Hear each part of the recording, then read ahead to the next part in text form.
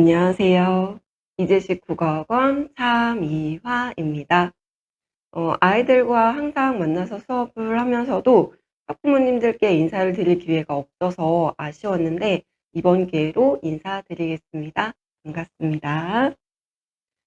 중간고사가 끝난 지 얼마 지나지 않았지만 기말고사가 또 곧 다가오고 있습니다. 아이들이 속상해하는 경우가 굉장히 많아요.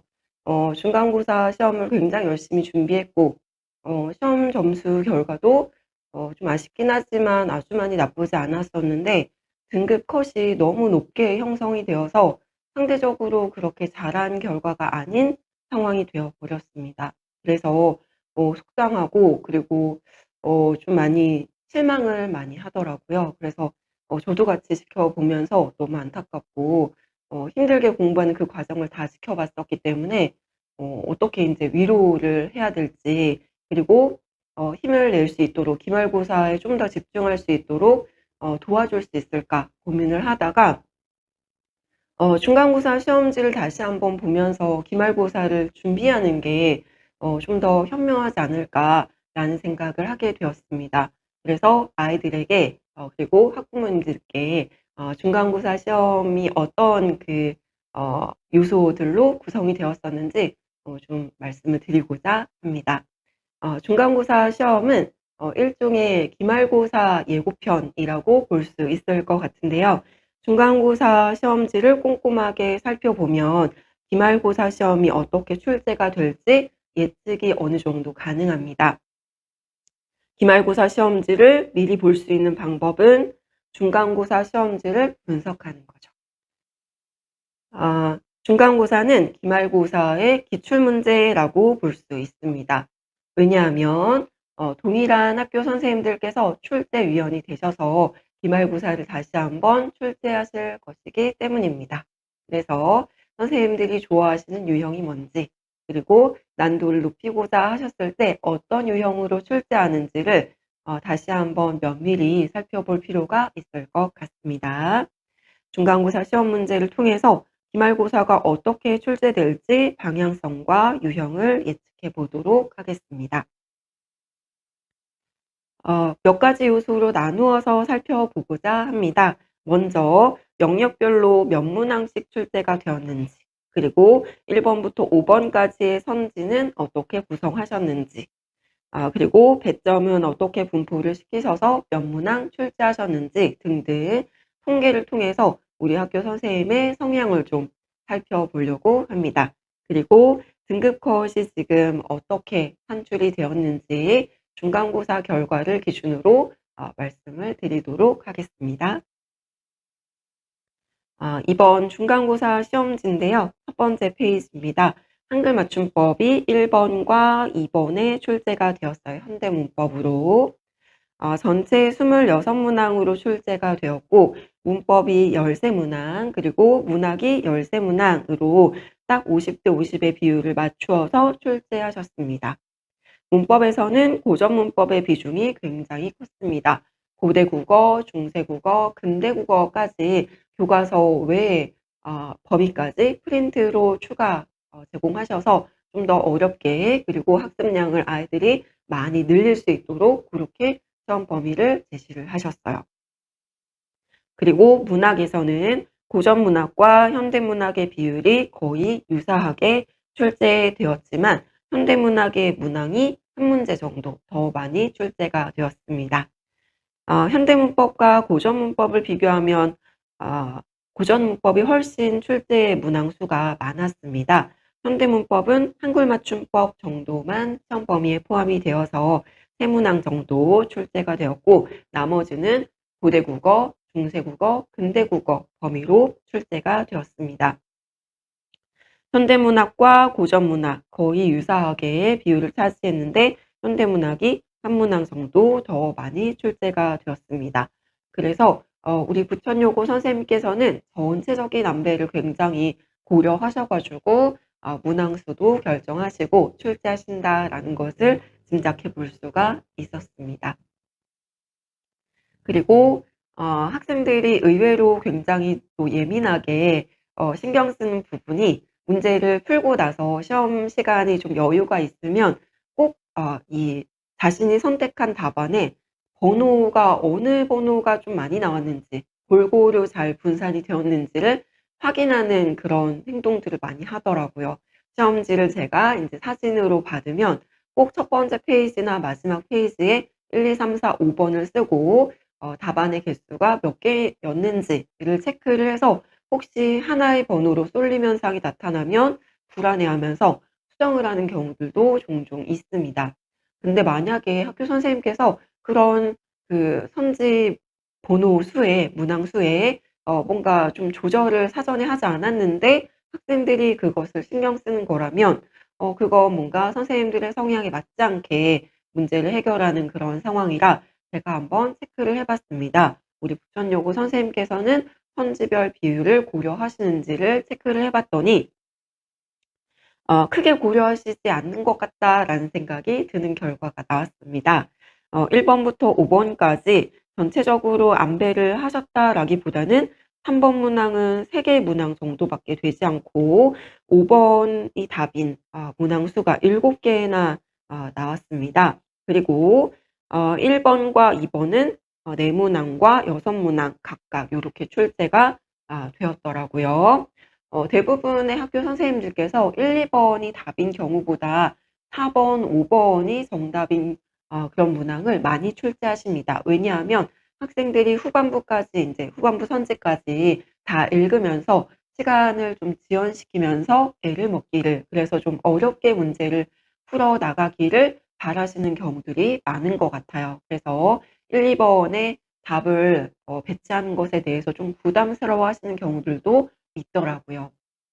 그런데 우리 부천여고 선생님께서는 이번에도 답을 많이 인제 배치를 하셔 가지고 문제를 다 출제하신 후에 고루 선지를 분포시키거나 그런 작업을 하지 않으실 수도 있겠다. 또는 뭐 의도적으로 굳이 인제 그 선지의 비율을 이렇게 일정하게 분포시키지 않아서 아이들이 그 선지 때문에 선지의 비율 때문에 다시 답을 수정하더라도 틀리는 그런 결과가 나올 수밖에 없도록 고렇게 구성을 하셨습니다.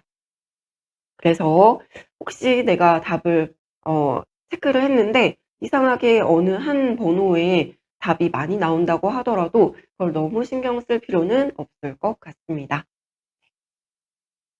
그리고 배점 분포를 살펴보면 가장 낮은 배점이 3 점부터 시작을 해서 가장 높은 배점은 4.5 점까지 출제가 되었습니다.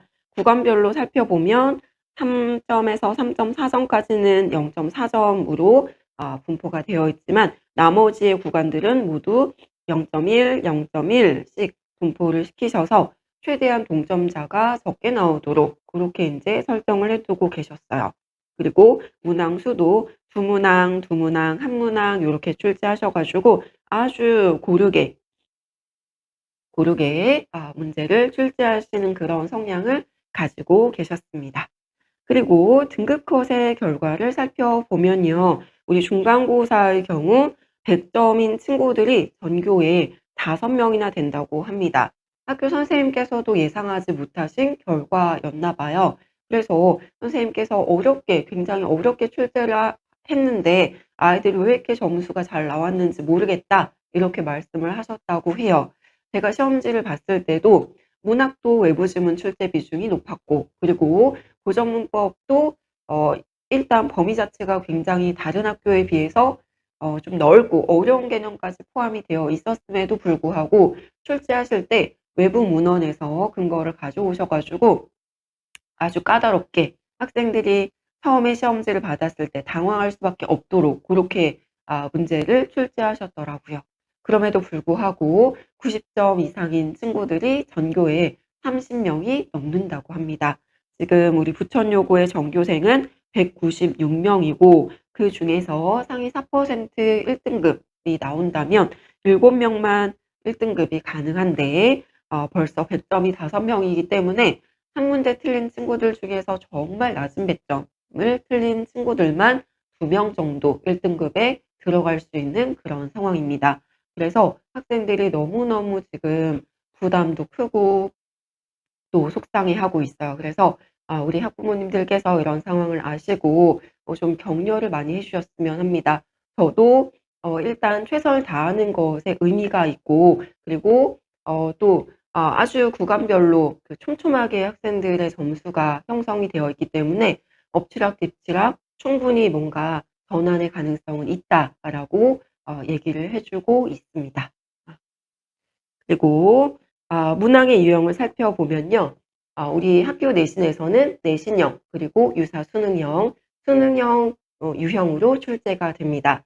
내신형 같은 경우는 완전히 암기 형태로 이미 사전에 개념을 모두 숙지하고, 또 작품에 대한 또 문법, 어떤 용어나 어떤 원리에 대한 숙지가 다 된 상태로 푸는 문제 유형을 내신형이라고 하고요. 유사 수능형은 보기가 연계되어 있어서 보기 내용을 적용해서 푸는 문제 유형을 의미합니다.